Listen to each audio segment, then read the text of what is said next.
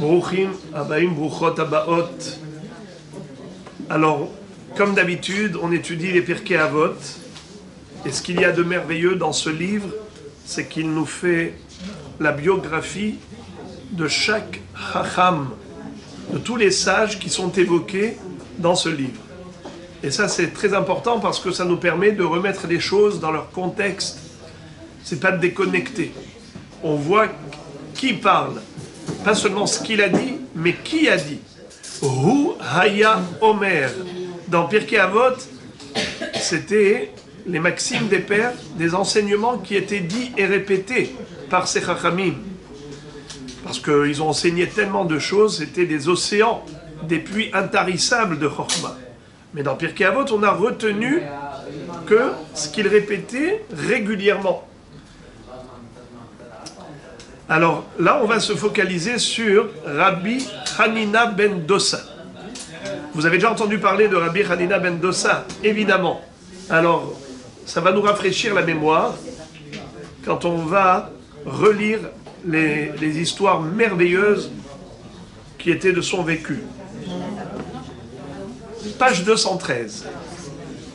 Les actions des pères. Rabbi Hanina ben Dossa est l'un des premiers sages de la Mishnah. Il vit en Basse-Galilée à la fin de l'époque du deuxième temple. Disciple de Rabban Yochanan ben Zakkai, il est réputé pour sa piété et comme faiseur de miracles par la force de sa prière. Il a vécu dans la misère alors que le monde entier était nourri par son mérite. Comme l'atteste le Talmud, que chaque jour, on entendait une voix céleste, l'écho d'une voix qui proclamait en disant « Le monde entier est nourri grâce à Hanina, mon fils », alors que lui se contente d'un cave de caroub d'un vendredi à l'autre. Combien c'est un cave? Égale 2 kilos. Alors rappelons, cet homme, il ne mangeait toute la semaine que 2 kilos de caroub. C'est tout ce qu'il avait. Zéro. Il n'avait pas de quoi manger. Les caroubs, ça pousse, c'est gratuit. On trouvait des caroubiers dans la rue, on cueille des caroubs, et ben voilà ce qu'il mangeait. D'ailleurs, en hébreu, comment ça s'appelle caroub? Harouv. Harouv, avec het, qui a pour racine horban. Horban, c'est la destruction. Ça veut dire qu'en fait, la vie matérielle, chez lui, elle était ruinée, délabrée, détruite. Il n'y avait rien de matériel dans sa vie. C'est tout ce qu'il mangeait. À tel point, regardez là, Rabbi Hanina ben Dossa et sa femme s'efforçaient de cacher leur misère pour ne pas recevoir la charité. Souvent, ils n'avaient même pas de pain pour Shabbat. Que faisait l'épouse de ce tzaddik? Chaque vendredi, elle allumait le four vide qui dégageait une grande fumée pour faire croire aux voisins qu'elle cuisait du pain pour Shabbat. Mais une méchante voisine se dit « Je sais fort bien qu'ils n'ont rien. Je vais aller voir pourquoi son four dégage autant de fumée. » Elle alla frapper à sa porte. La femme de Rabbi Hanina, toute honteuse, alla se cacher dans sa chambre. Parce qu'elle ne voulait pas que sa voisine se rende compte qu'en fait elle n'a rien, qu'elle a fait semblant, elle a brûlé du bois dans le four. Un miracle se produisit. Et la voisine vit que le four était plein de miches de pain et que la cuve près du four était remplie de pâtes. Elle appela la femme de Rabbi Hanina en lui disant « Apporte vite une pelle pour défourner. Tes pains sont en train de brûler. » La femme de Rabbi Hanina lui répondit « C'est justement ce que je suis allé faire. J'ai été pour aller chercher la pelle, la truelle pour retirer le pain du four. » Et les Chachamim de dire qu'elle n'avait pas menti. Elle était tellement habituée au miracle avec son mari Rabbi Hanina ben Dossa que elle est partie, elle savait qu'elle avait mis juste du bois brûlé dans le four. Elle dit à Kadosh Baruch Hu, tu ne vas pas me laisser passer Shabbat sans chalot. Il faut bien que tu me donnes du pain. Eh bien, quand elle est rentrée là-bas, dans sa chambre, elle est partie prier Hachem. Elle était honteuse au début, mais elle a prié à Kadosh Baruch Hu, pas seulement de la délivrer de la honte, mais également de la sauver de cette pauvreté. Et c'est ce qui s'est passé. Le pain était plein le four était plein de pain, et elle en était persuadée, convaincue qu'elle pouvait faire confiance à Dieu.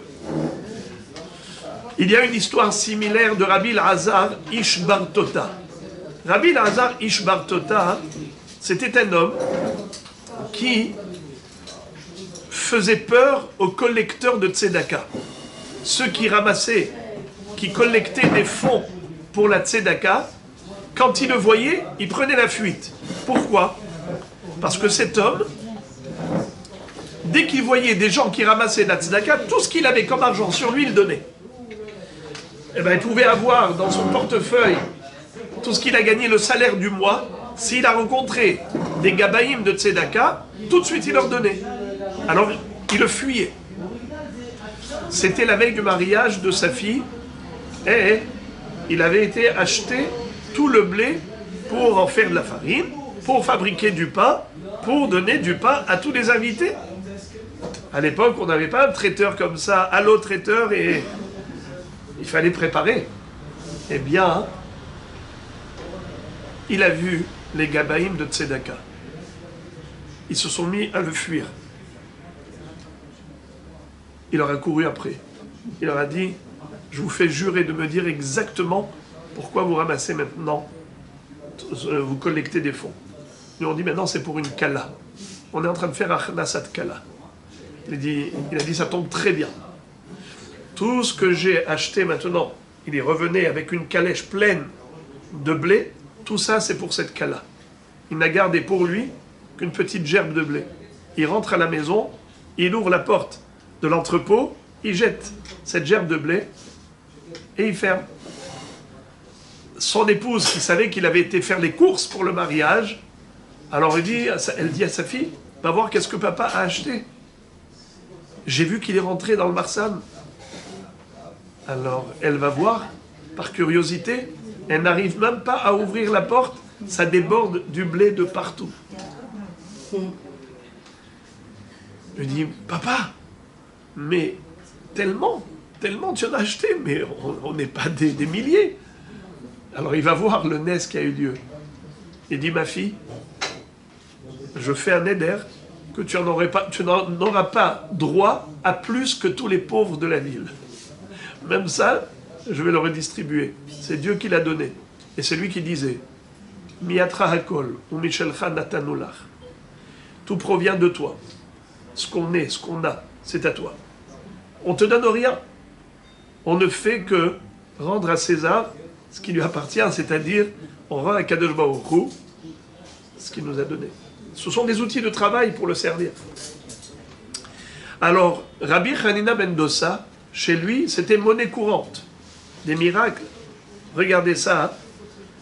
Un vendredi soir, au crépuscule, Rabbi Hanina ben Dossa vit que sa fille était triste. Il lui demanda, ma fille, pourquoi es-tu triste? Elle lui dit, par erreur, j'ai allumé avec du vinaigre les lampes à l'huile pour Shabbat.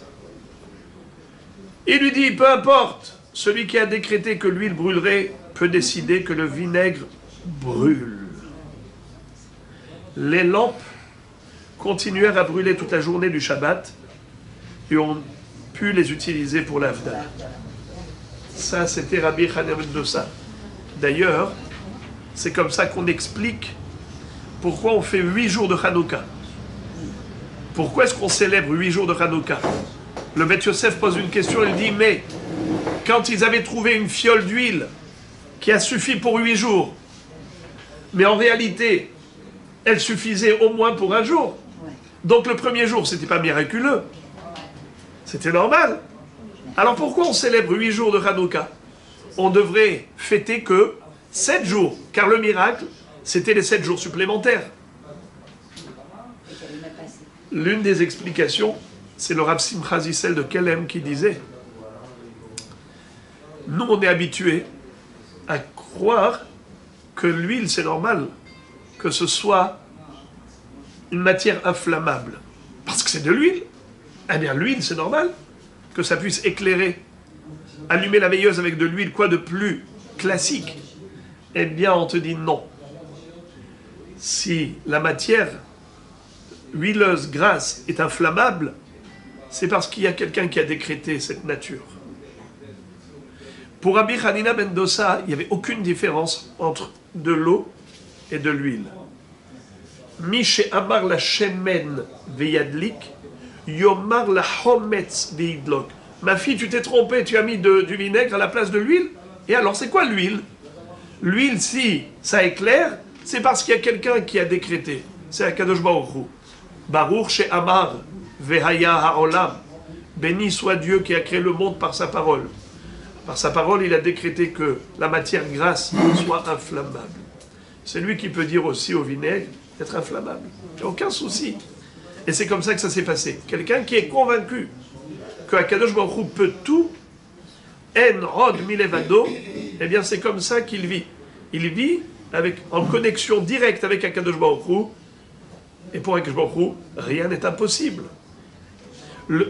Pourquoi est-ce que il vit le miracle de manière naturelle? Parce qu'il vit la nature comme un miracle. Ça veut dire que chez lui, il n'y a plus de différence entre le miracle et la nature. Le Rav Galinsky faisait la description suivante. Il disait, imaginons quelqu'un qui est né dans le désert. Il rentre en Israël pour la première fois. Il rentre en Israël, il dit, papa, quel miracle! Il dit, quel miracle? Il y a des fraises qui poussent par terre. La manne tombe du ciel, mais c'est normal. 40 ans, c'est ce qu'il a vu. Il voit des oranges sortir d'un morceau de bois, d'un arbre. Il dit, mais c'est pas possible ça. Quel miracle! Pour lui, cet enfant qui est né dans le désert, que la manne tombe du ciel, quoi de plus ordinaire? Mais que du bois sorte une orange, que de la terre sort une pastèque, avec une belle peau protectrice, et avec une couleur rouge qui est attirante, et toute fraîche, sucrée, magnifique. Ça, c'est un vrai Ness. Boré peri ha'etz. Baruch ata Hashem Elokeinu melech haolam, boré peri ha'etz, boré peri ha'adama. Pour nous, c'est parfois, malheureusement, on peut faire la bracha, et ça devient de la routine. Eh bien non. Chez Rabbi Hanina ben Dosa, il y voyait en cela exactement comme la manne qui tombe du ciel. Si nous, on voyait comme ça, du coup, tomber du ciel, du tout près, à consommer, eh bien, on va écarquiller grand les yeux. Lui, il écarquillait grand les yeux pour tout. L'huile, mapitom, l'huile, elle est inflammable. Mapitom. Mais c'est incroyable, ça. Il s'émerveillait pour tout ce qui, à nos yeux, paraît naturel. Donc, automatiquement, pour lui, on ne voit pas la différence entre les deux. Là, aujourd'hui, ma fille, elle s'est trompée, elle a mis de l'eau. L'eau, c'est... Quelle différence? Elle a mis du vinaigre. Du vinaigre, quelle différence? Pour toi, Hachem. Un jour, sa femme lui demanda, « Jusqu'à quand allons-nous souffrir ainsi de la pauvreté? Que pouvons-nous faire ?» interrogea-t-il. Elle lui suggéra, « Implore la miséricorde pour qu'on te donne une partie de ce qui t'est réservé dans le monde à venir. Tu es un tzaddik. » Rabbi Hanina pria et implora le ciel. Il apparut comme une sorte de main qui lui donna un pied de table en or, d'une valeur inestimable. La femme de Rabbi Hanina ben Dosa se réjouit. Mais la nuit suivante, elle vit dans son rêve que tous les tzadikim étaient assis et mangeaient autour de tables en or à 3 pieds, alors que la leur n'en avait que 2. C'est-à-dire que tout le monde avait une table qui tenait, parce que la table avait 3 pieds. Mais elle voit dans son rêve que elle et son mari Rabbi Hanina sont assis, mais sous la table, il n'y a que 2 pieds. Alors la table, elle est branlante. Impossible de la tenir. Tu tiens de ce côté, elle tombe de l'autre. Tu tiens de ce côté, elle tombe de l'autre. Alors elle voit ça dans son rêve, elle se réveille. Elle a tout compris. Elle a compris que, en effet, elle avait reçu dans ce monde une partie de la récompense qui leur revenait dans leur Olam Haba. À son réveil, elle demanda à son mari d'implorer le ciel pour qu'on leur reprenne le pied de table qui leur avait été donné, afin qu'ils ne soient pas privés d'une partie de leur récompense dans le monde à venir. Rabbi Hanina ben Dosa implora la miséricorde. Il apparut comme une forme de main qui reprit le pied de table. Et la Gemara conclut, le second miracle était encore plus grand que le premier, parce qu'en général, le ciel donne, mais ne reprend jamais. C'est-à-dire que Akadosh Baruch Hu donne. Qu'est-ce qu'on peut lui donner? Qu'est-ce qu'il a à prendre? Eh bien, que Akadosh Baruch Hu ait exaucé même cette prière de Rabbi Hanina ben Dosa, d'accepter de récupérer, de reprendre ce pied en or, eh bien, c'était un plus grand miracle encore. C'était pour apaiser son épouse et faire en sorte que, dans ce monde, il n'ait pas reçu la récompense du Olam Haba. C'est-à-dire que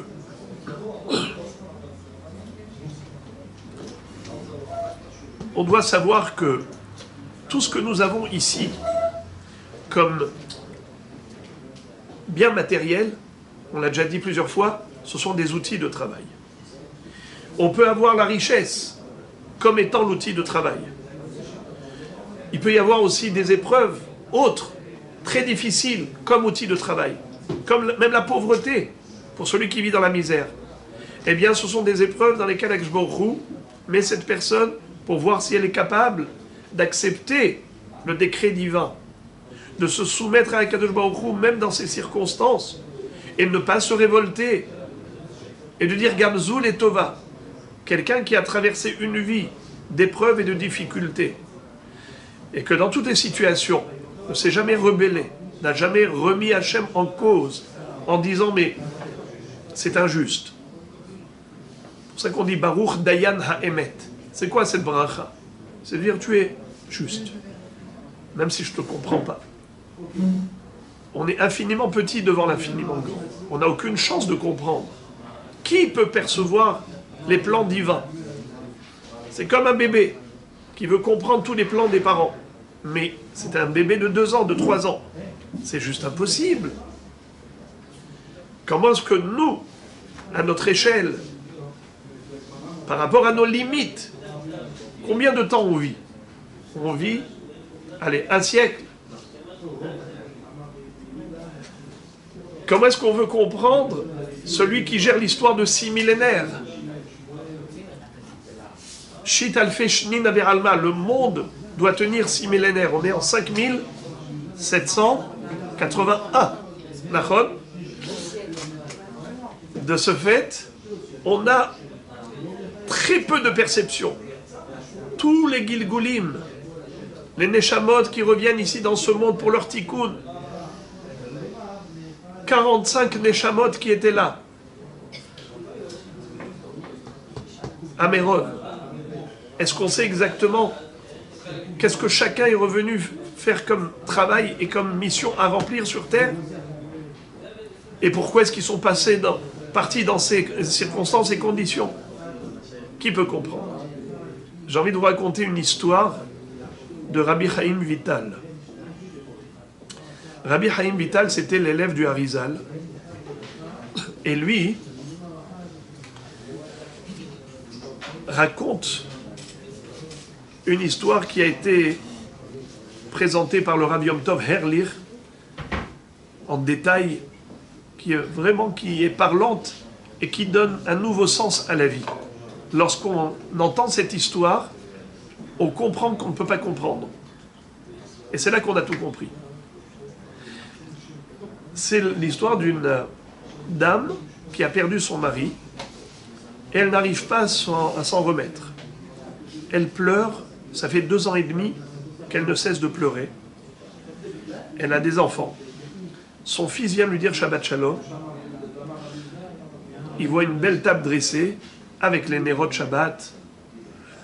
Tout est serein, agréable. Il dit maman, mais jusqu'à quand tu vas pleurer? C'est Shabbat. Alors elle essuie ses larmes. Et elle lui dit, tu as raison mon fils, il faut que je fasse des efforts. Et la nuit, dans son rêve, pour la première fois qu'elle arrive à s'endormir sans se prendre trop la tête de soucis et d'angoisse, et elle voit dans son rêve des gens en train de courir, de courir, de courir.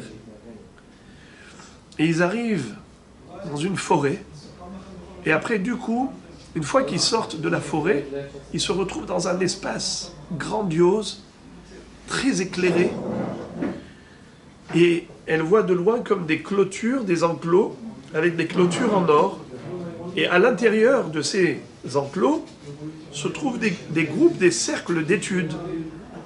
Elle voit des rabbinim en train de donner des cours dans ces endroits qui sont très très beaux, magnifiques.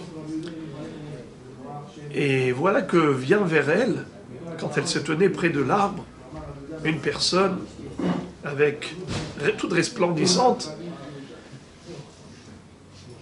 C'était Eliyahu Hanavi qui lui dit « Est-ce que tu veux voir ton mari ?»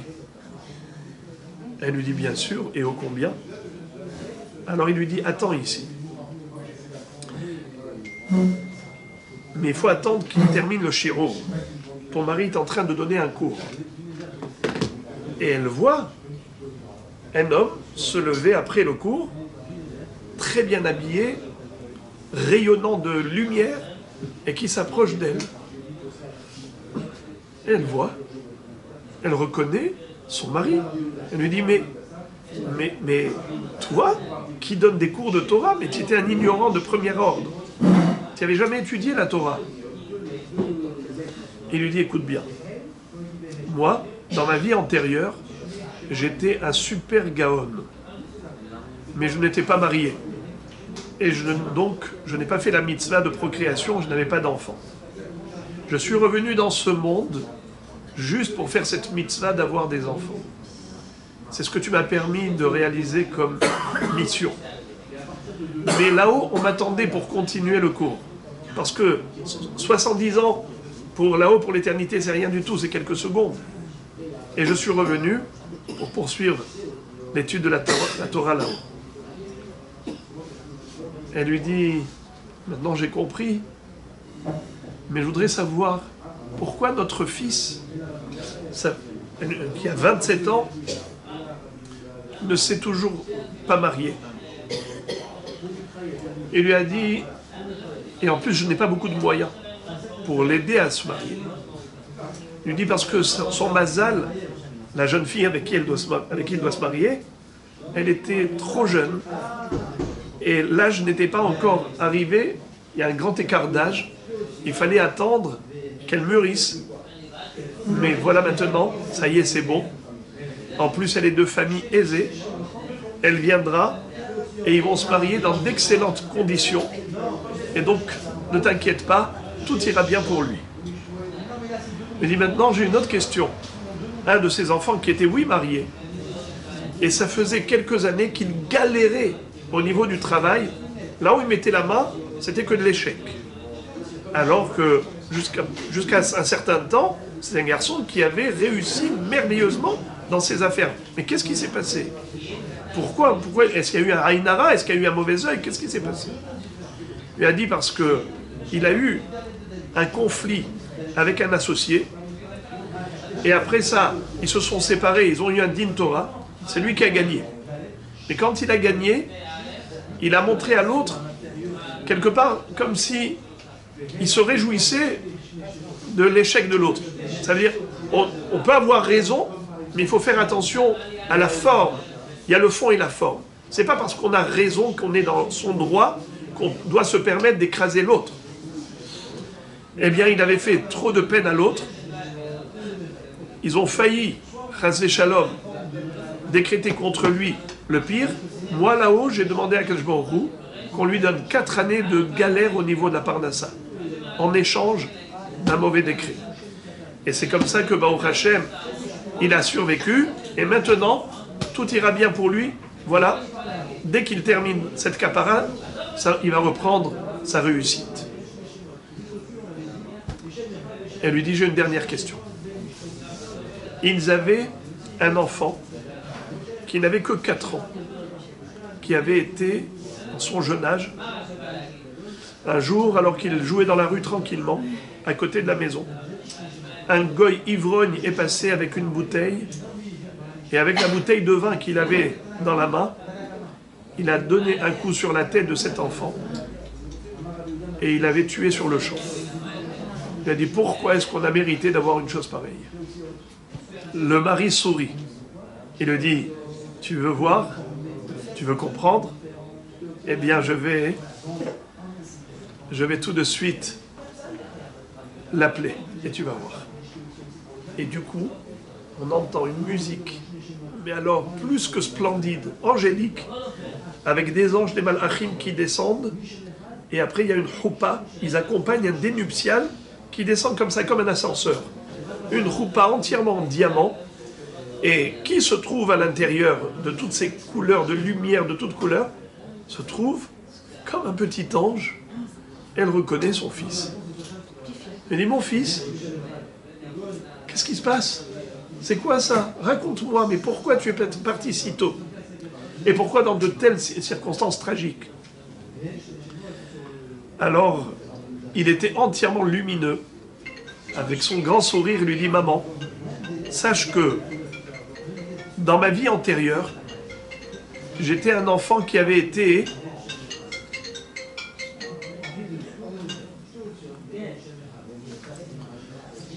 étant tout jeune, ses parents étaient décédés dans des circonstances qui étaient les leurs.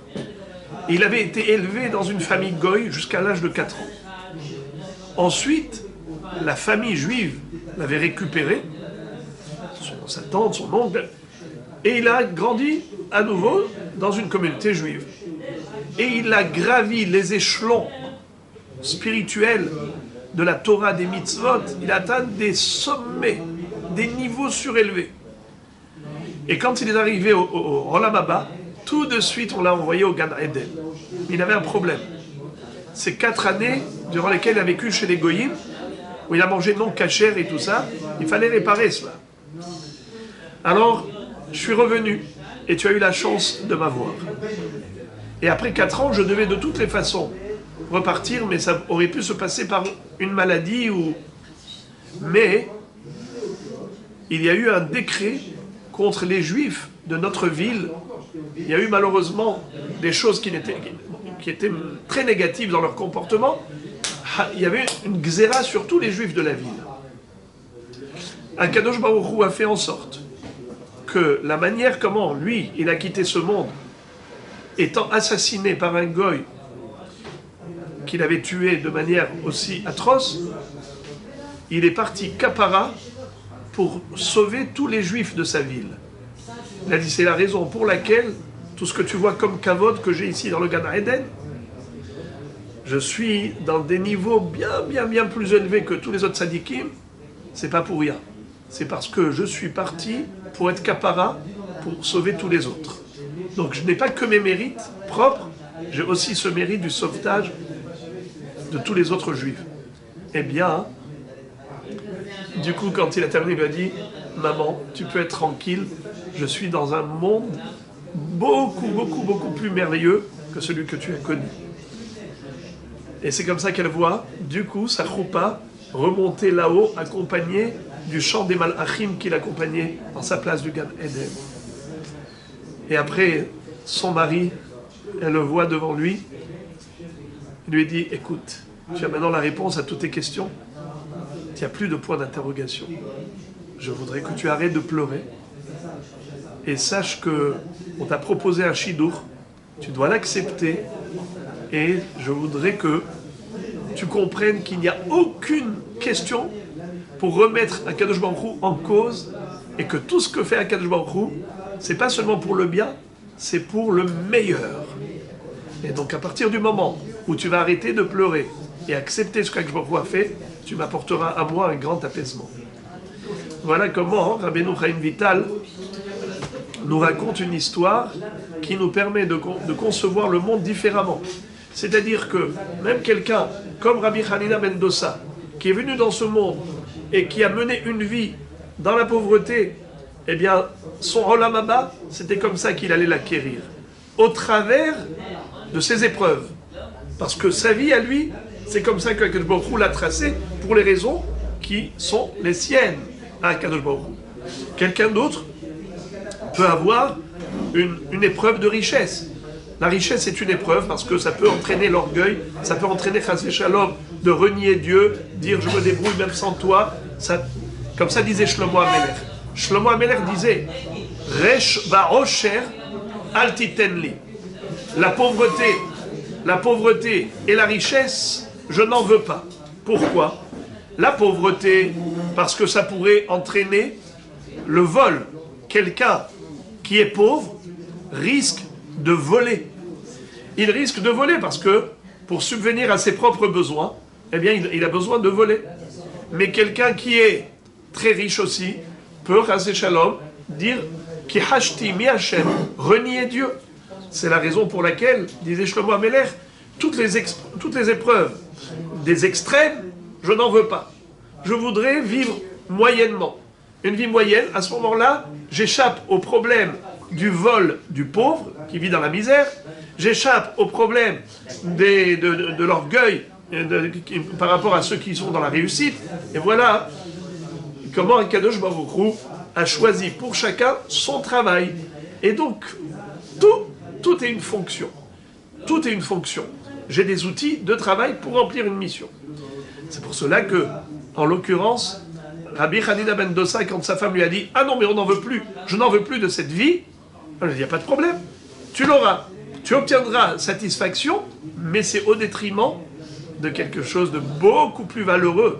C'est pas dommage de profiter juste ici au détriment de la vie éternelle. » Donc c'est comme ça qu'elle a elle-même repris raison et elle a demandé à son mari de rendre cela.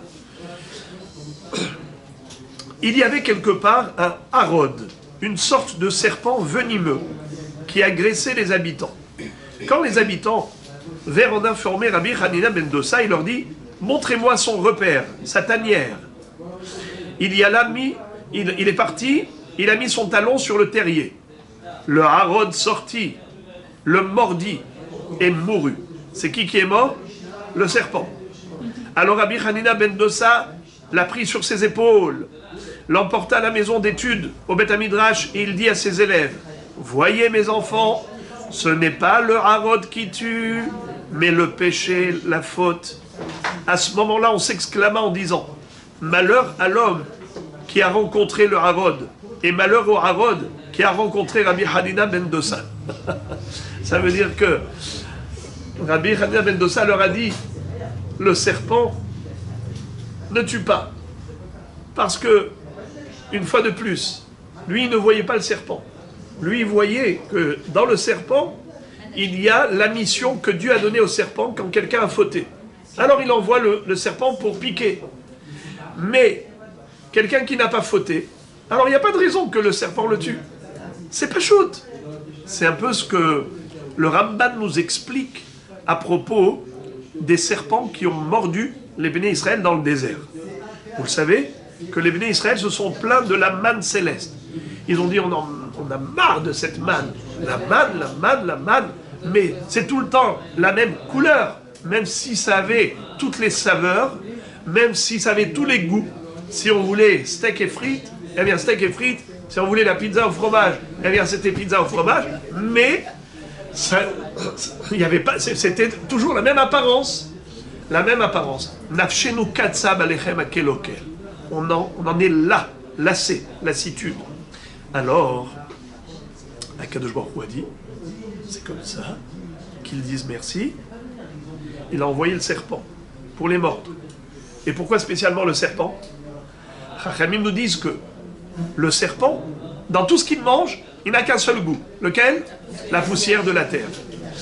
Alors c'est lui qui va aller piquer ceux qui, en mangeant une chose qui a une seule forme, mais qui a tous les goûts.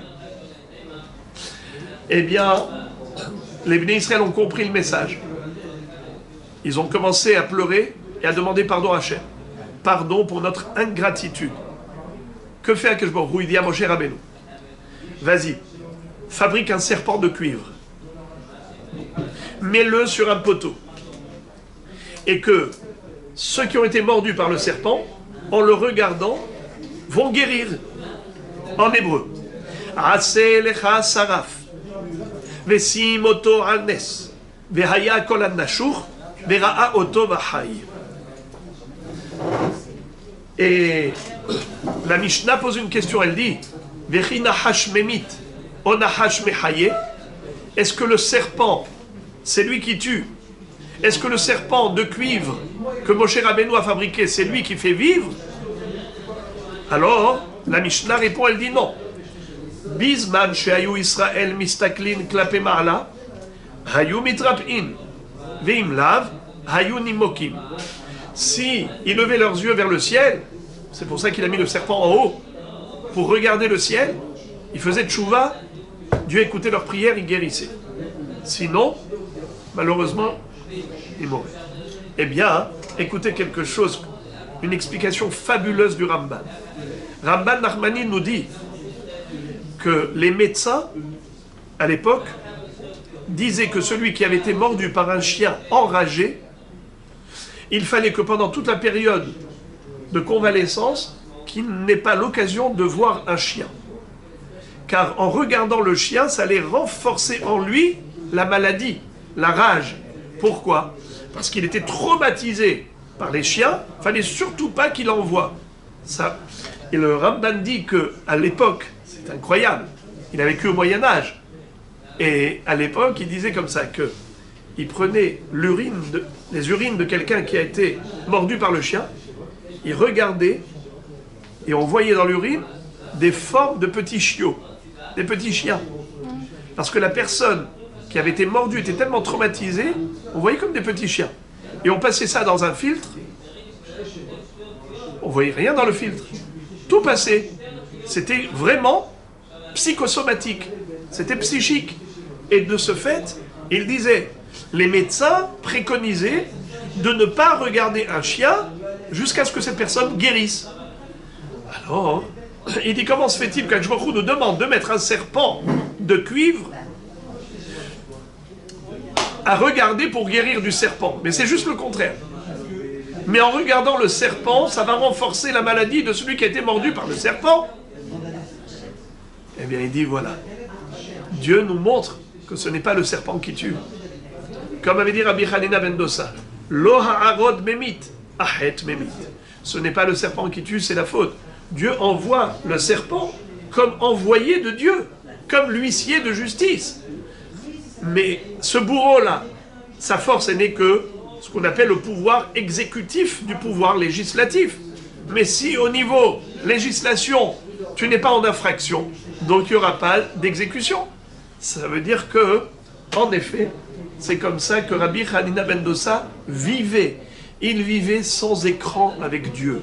Il était en connexion directe et constante et permanente, de manière à ce que, pour lui, l'huile ou le vinaigre, c'est pareil. Pour lui, le serpent, c'est rien du tout. C'est la faute qui fait que le serpent peut venir tuer.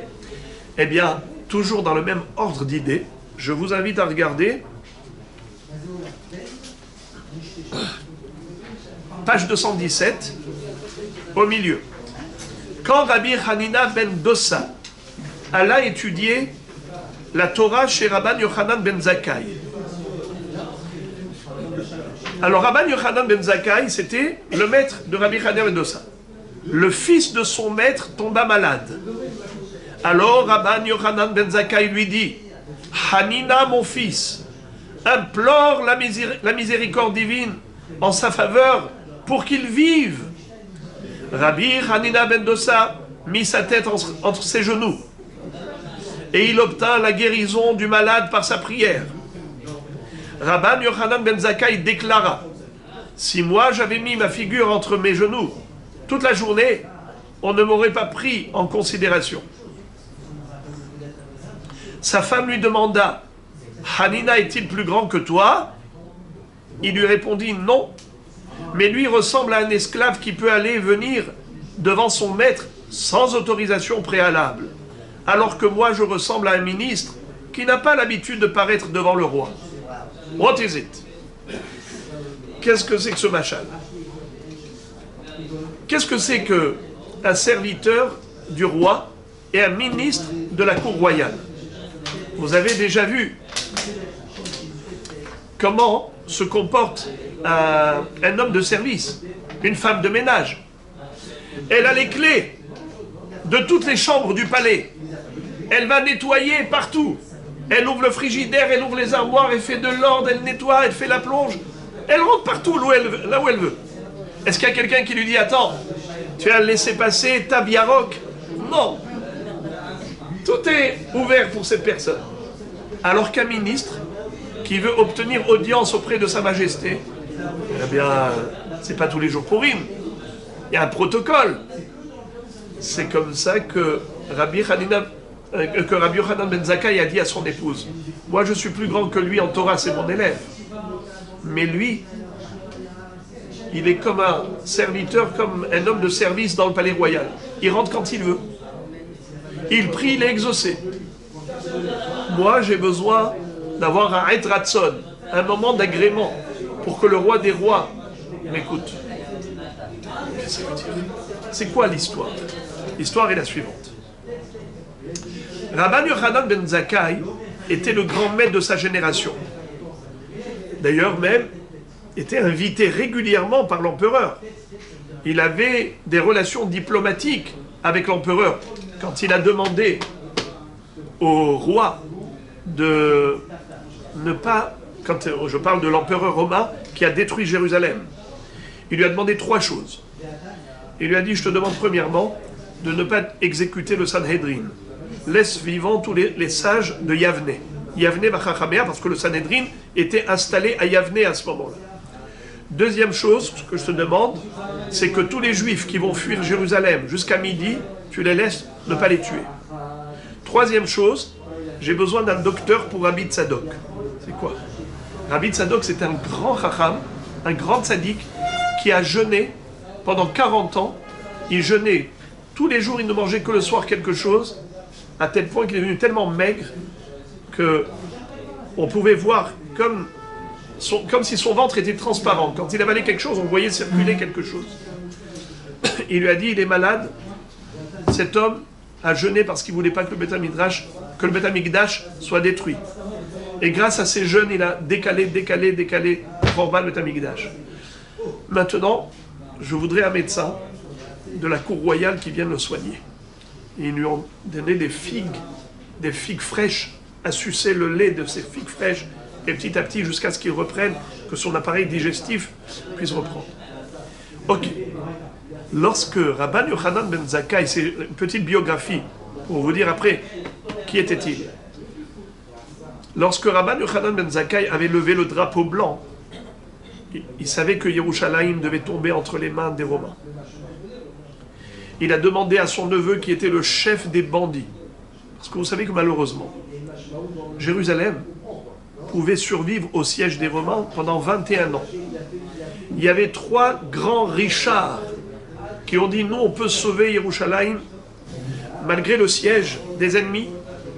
Il y en a un qui a dit, moi je peux donner du blé et de l'orge pendant 21 ans. Il y en a un qui a dit, moi je peux donner de l'huile et du vin et du sel pendant 21 ans. Il y en a un qui a dit, moi je peux donner du bois et du charbon pendant 21 ans à tous les habitants de Jérusalem. Alors ils ont beau rester tous ces ennemis dehors, eux ils vont se déshydrater au soleil pendant toutes ces années jusqu'à ce qu'ils vont lâcher prise. On n'a peur de personne. Intramuros Yerushalayim, on peut vivre. On a suffisamment dans nos entrepôts de quoi donner à tout le monde. Celui qui avait... Ces 3 Richards, l'un s'appelait Nakdimon Ben Gurion, l'autre s'appelait Ben Tzitzit à Kesset, et l'autre s'appelait Kalba Savoua, qui était le beau-père de Rabbi Akiva. Bon. Malheureusement, qu'est-ce qui s'est passé? Il y avait là-bas des voyous, que la Gemara appelle Baryonim, des bandits. Ceux-là voulaient la guerre. Ils ont dit non. On ne va pas faire des gens peureux, on va pas jouer les poltrons, on va rester à l'intérieur, on s'enferme, et on a de quoi manger. Non, allons-y faire la guerre, on va leur montrer de quel bois on se chauffe. On va aller les combattre, les Romains. Rabban Yochanan ben Zakkai a dit, ce n'est pas le moment, car Dieu ne nous donnera pas maintenant la réussite, la victoire. On est dans un moment de Midat Adin, le Beth Amikdash doit être détruit, et Akadosh Baruch Hu a décidé autrement, même si vous sentez la force, ça va pas marcher. Mais eux n'ont pas écouté, les Chachamim. Ils ont fait une chose terrible qui a causé toute la destruction. Ils ont brûlé tous les entrepôts.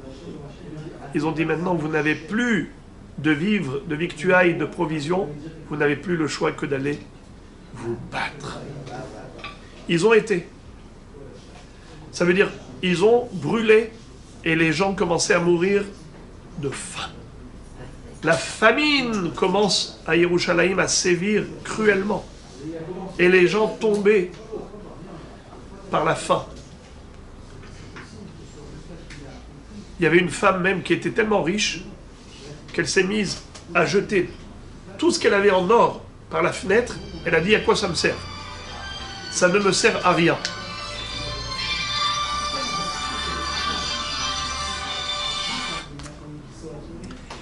Elle a jeté par la fenêtre tous ses biens. Elle dit, il n'y a pas de quoi manger. À quoi sert cet argent et cet or? Rabban Yochanan ben Zakkai avait un neveu qui était le chef des bandits. Il s'appelait Abba Sikra. Rabban Yochanan ben Zakkai lui dit, écoute, mon fils, laisse-moi sortir. Je veux aller lever le drapeau blanc. Parce que de toute façon, là, ça y est, c'est cuit. Il lui dit, mais tonton,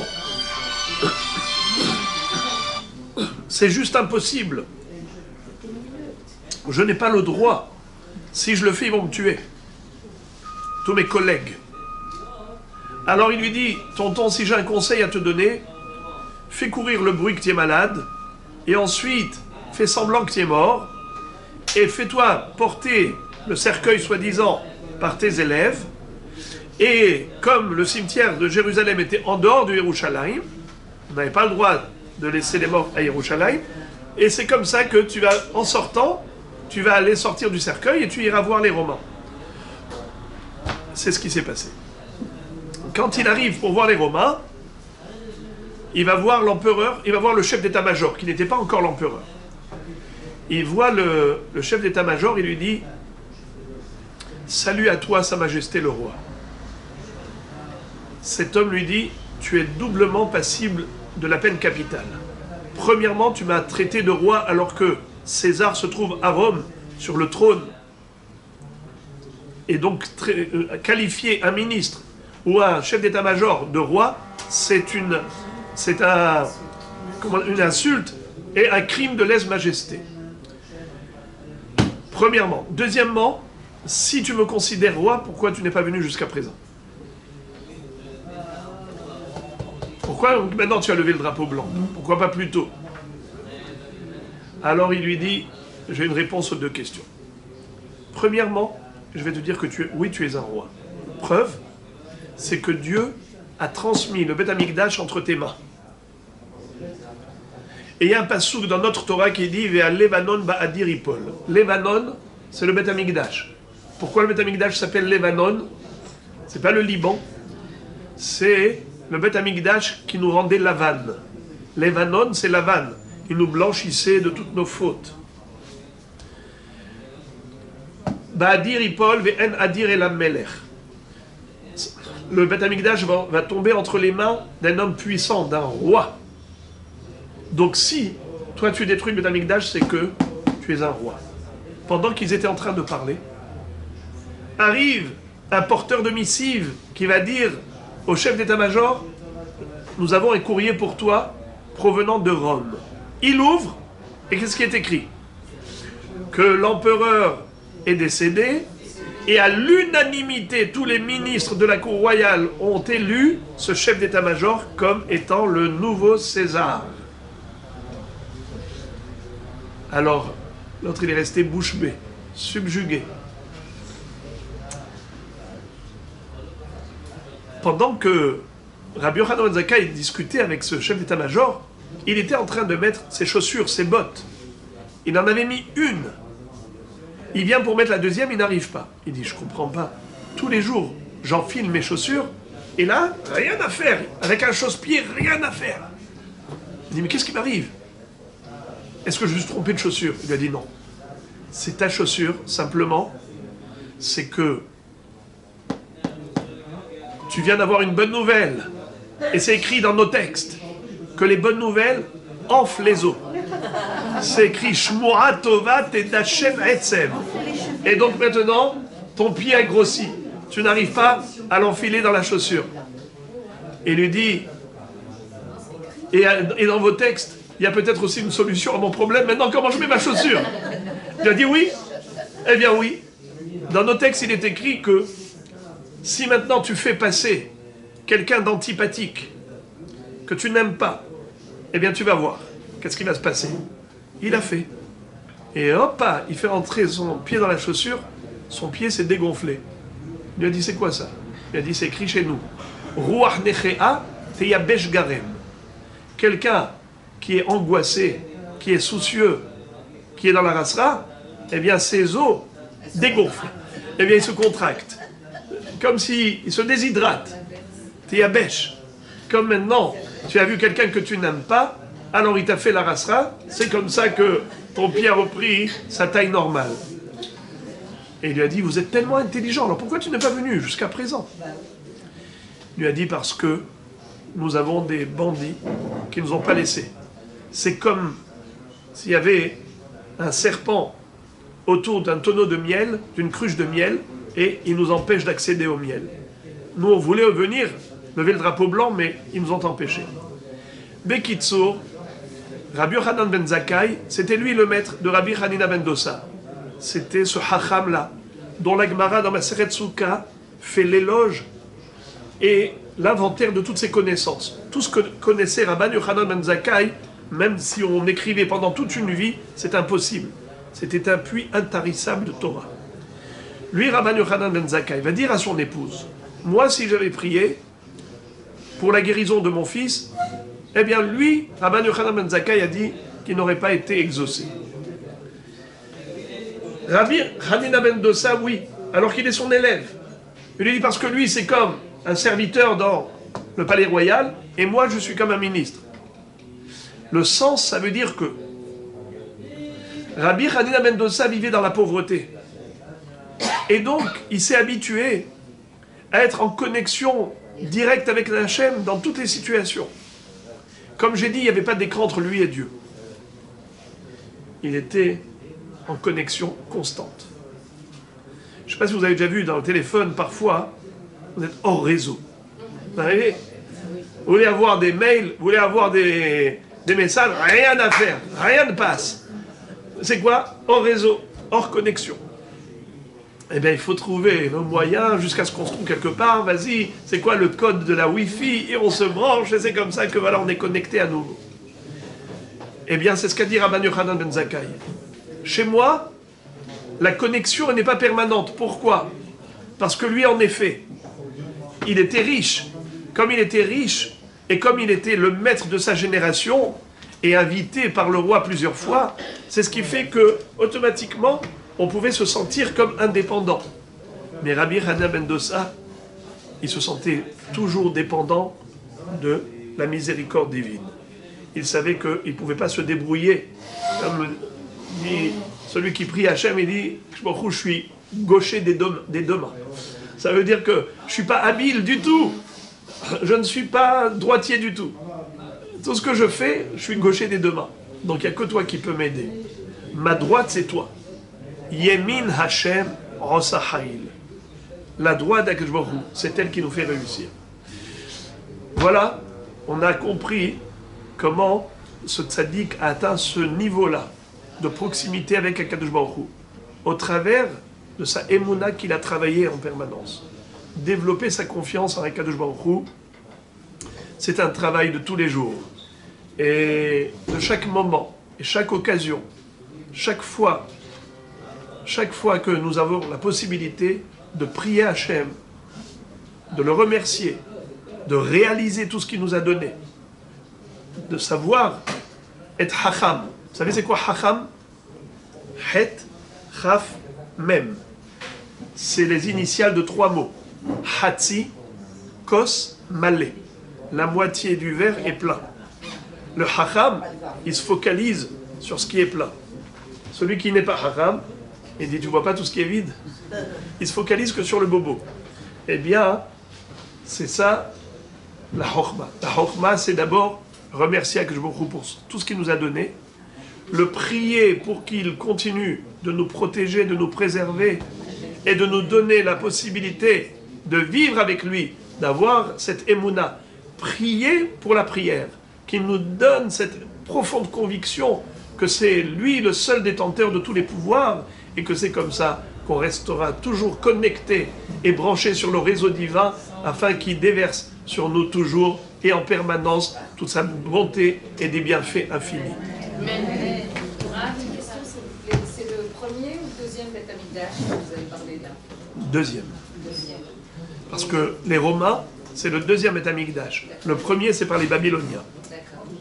Deuxième question, il y a Rambam, Ramban, et maintenant Rabbi Hanina ben Dossa. non, Rabbi Nachmanide, qui a écrit la lettre. Alors, Nachmanide, c'est le Ramban.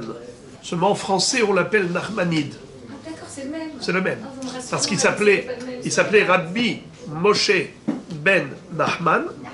Alors, comme on dit Maïmonide, c'est écrit Maïmonide. C'est Rambam, Rabbi Moshe ben Maïmon. Alors en français, on l'appelle Maïmonide. Pareil, Rabbi Moshe ben Nachman. Rabbi Nachman de Breslev. Non, Non, je parle pas de Rambam. Je parle pas de non. Maïmonide. Alors il y a le Rabbi Nachman de Breslev, il y a juste deux siècles. Il y a juste 2 siècles. Le Ramban Nachmanide, c'est il y a 800 ans. Et le Rambam, c'est il y a 900 ans. Donc Maïmonide, il y a 900 ans, Nachmanide, il y a 800 ans, et Rabbi Nachman de Breslev, il y a 200 ans. Et